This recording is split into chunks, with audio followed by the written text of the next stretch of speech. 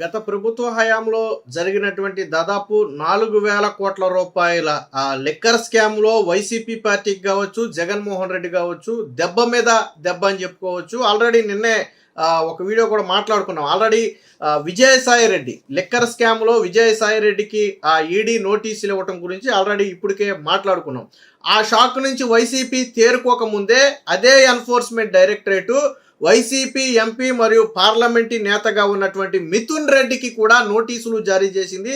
Twist ఏంటంటే ఈ నెల 22న విజయసాయి రెడ్డి హాజరైతే 23న మిథున్ రెడ్డిని హాజరు కమ్మని నోటీసులు జారీ చేశారు. అంటే నెక్స్ట్ డేనే విజయసాయి రెడ్డి విచారణ జరిగినటువంటి నెక్స్ట్ డేనే మిథున్ రెడ్డి విచారణకు రమ్మని చెప్పి ఆదేశించారు. సో దీంతో ఇప్పటికే విజయసాయి రెడ్డి ఎప్పుడైతే విచారణకు రమ్మన్నారో అది కొంత వైసీపీకి ఉలిక్కిపాటుగా మారింది. ఎందుకంటే ఆయనే అప్రూవర్గా మారతాడా అన్నట్టుగా అనుమానం ఉంది. ఆయన గతంలోనే చెప్పాడు ఈ లిక్కర్ స్కామ్ మొత్తం రాజకేశిరెడ్డి ఆధ్వర్యంలో జరిగింది, మొత్తం ఆయనకే తెలుసు అని చెప్పి చెప్పడంతో పాటు ఇంకా ఇందులో ఎవరెవరి ఇన్వాల్వ్మెంట్ ఉందో నాకు తెలుసు అని చెప్పి ఒక వ్యాఖ్య చేశాడు. అంటే లిక్కర్ స్కామ్ జరిగిందని విజయసాయి రెడ్డి గతంలో ఒప్పుకున్నాడు. పైగా ఆయన చేసినటువంటి నిన్న వెనిజులా దేశంలో జరిగినటువంటి వెనిజులా అధ్యక్షుడిని ఎత్తుకురావటం అంశాన్ని ఉదాహరిస్తూ ఒక వ్యాఖ్య కూడా చేశాడు విజయసాయి రెడ్డి. ఏంటది? జగన్మోహన్ రెడ్డిని చుట్టూ ఉన్నటువంటి కోటరీ బందీలను ఉదాహరణగా చేసి అమ్ముడు పోయిన కోటరీల మధ్య ఉంటే ఎప్పటికైనా ప్రమాదమేనని చెప్పి వెనిజులా దేశంలో ఉన్నటువంటి పరిస్థితులను అమెరికా ఆ వెనిజులా అధ్యక్షుడిని ఆ కుటుంబాన్ని ఎత్తుకురావడానికి ఉదాహరిస్తూ ఒక కామెంట్ కూడా ఒక పోస్ట్ కూడా పెట్టాడు. సో విజయసాయి రెడ్డికి నోటీసులు ఇచ్చిన మర్నాడే ఆ పోస్ట్ పెట్టడం జరిగింది. ఈ కోటరీ అనే పదాన్ని జగన్మోహన్ రెడ్డి విషయంలోనే విజయసాయి రెడ్డి వాడాడు. గతంలో కూడా చెప్పాడు జగన్మోహన్ రెడ్డి చుట్టూ ఒక కోటరీ ఉంది, దాని నుంచి ఆయన బయటకు రావాలి, కోటరీని నమ్ముకుంటే ఎప్పటికైనా ప్రమాదమే, కోటరీ వల్లే పార్టీకి ఎక్కువ నష్టం జరుగుతుందని ఈ కోటరీ అనే పదాన్ని బలంగా వాడింది విజయసాయి రెడ్డి.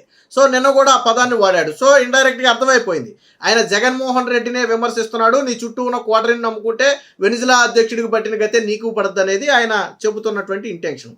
సరే, ఇప్పుడు మిథున్ రెడ్డిని 23న అంటే విజయసాయి రెడ్డి 22న ఇచ్చే వాంగ్మూలం నమోదు చేసిన వెంటనే 23న మిథున్ రెడ్డిని పిలవటం వెనక ఎన్ఫోర్స్మెంట్ డైరెక్టరేట్ ఏదైనా ఒక స్ట్రాటజీ ఫాలో అవుతుందా అనే అనుమానం ఉంది. ఎందుకంటే విజయసాయి రెడ్డి నుంచి సేకరించిన ఆధారాలను మిథున్ రెడ్డి ముందు పెట్టి ప్రశ్నించే అవకాశం కూడా ఉంది.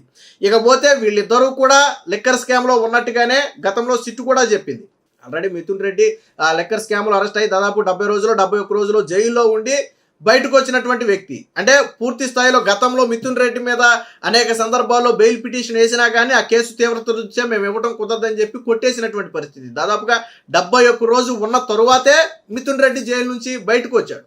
సో అది కూడా ఏదో పార్లమెంట్ సమావేశాలు అయ్యి ఏదో మొత్తానికి ఏదో చెప్పి బయటకు వచ్చినట్టున్నాడు. ఇప్పుడు మిథున్ రెడ్డిని వాంగ్మూలానికి పిలవటం వెనక ఈడీ కూడా బలమైన స్ట్రాటజీ ఫాలో అవుతుంది. ఇప్పటికే కొన్ని ప్రాథమిక ఆధారాలు సేకరించినట్టుగా అనుమానం. అటు విజయసాయి రెడ్డిని ప్రశ్నించడానికి, ఇటు మిథున్ రెడ్డిని ప్రశ్నించడానికి ఇప్పటికే ఎన్ఫోర్స్మెంట్ డైరెక్టరేట్ కొన్ని ప్రాథమిక ఆధారాలు సేకరించినట్టుగా తెలుస్తుంది. ఆల్రెడీ ఇప్పటికే ఏపీ ప్రభుత్వం ఏర్పాటు చేసినటువంటి సిట్ నుంచి కూడా ఎన్ఫోర్స్మెంట్ డైరెక్టరేట్ కొన్ని ఆధారాలను, కొన్ని వారికి కావాల్సినటువంటి సమాచారం మొత్తం కూడా ఇప్పటికే వాళ్ళు తీసుకున్నారు. సో ఎన్ఫోర్స్మెంట్ డైరెక్టర్ అంటే ఈడీ ఎంటర్ అయితే కేసులు అంత ఈజీగా ఉండవు. మనీ లాండరింగ్ వ్యవహారంలోనే ఈడీ ఎంటర్ అవుతుంది.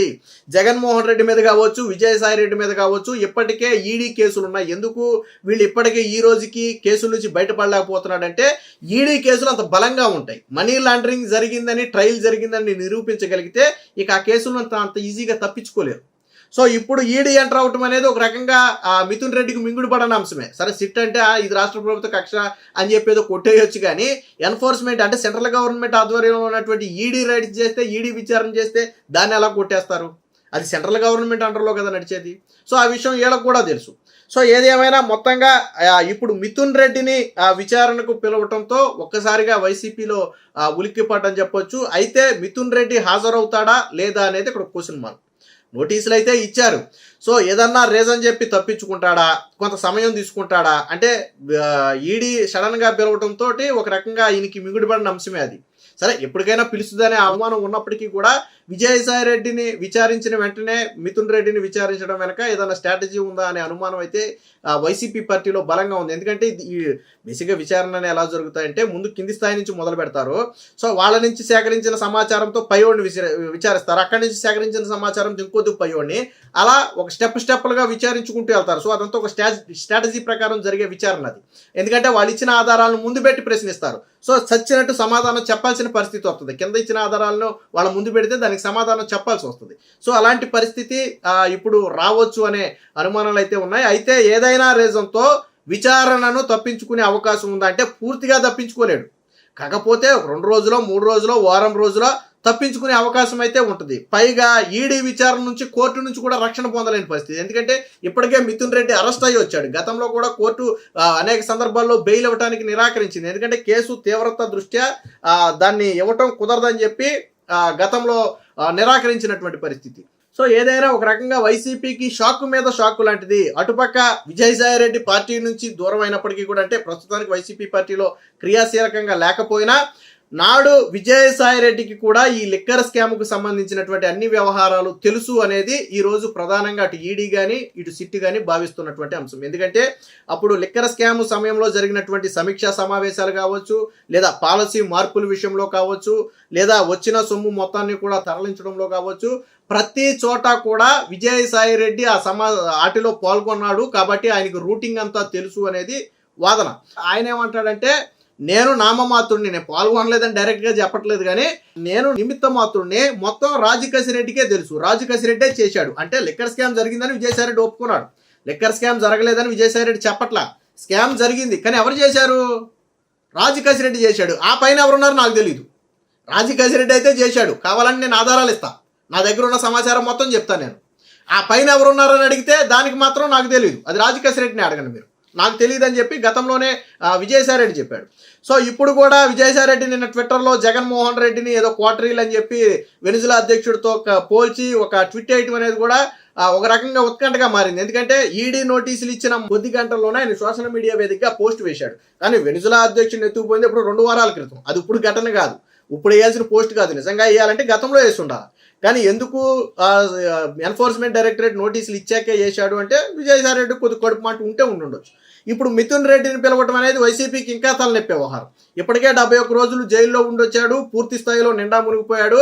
మొత్తం ఈ మనీ వ్యవహారం మొత్తం కూడా దగ్గరుండి చక్కబెట్టింది మిథున్ రెడ్డి అనేది ప్రధానంగా ఉన్నటువంటి ఆరోపణ. అంటే కింగ్ పిన్కి డబ్బు చేరింది కదా, ఎవరి నుంచి చేరింది అంటే మిథున్ రెడ్డి నుంచి చేరింది. మిగతా షాపులన్నింటి నుంచి రాజకేశ్వరరెడ్డి పోగేస్తే, రాజకేశ్వరరెడ్డి నుంచి చెవిరెడ్డికి వెళ్తే, చెవిరెడ్డి నుంచి మిథున్ రెడ్డికి వస్తే, మిథున్ రెడ్డి నుంచి కింగ్ పిన్కి వెళ్ళింది. ఆ కింగ్ పిన్ ఎవరు అనేది అందరికీ తెలిసిన విషయమే.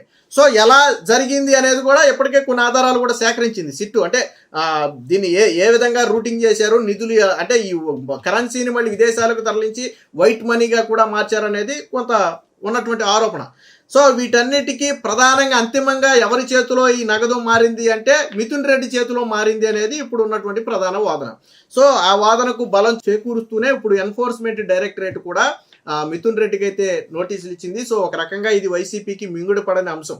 ఎందుకంటే ఏమో విచారణలో అరెస్టు చేసిన ఆశ్చర్యపోవాల్సిన అవసరం లేదు. విజయసాయి రెడ్డిని కావచ్చు, ఇటు మిథున్ రెడ్డిని కావచ్చు. ఈడీ వ్యవహారం ఎలా ఉంటుందంటే విచారిస్తారు, వాళ్ళ దగ్గర కొన్ని కీలక ఆధారాలు ఉన్నాయి అనుకుంటే వెంటనే అదుపులోకి తీసుకుంటారు. సిబిఐ అయినా అంతే అనుకోండి.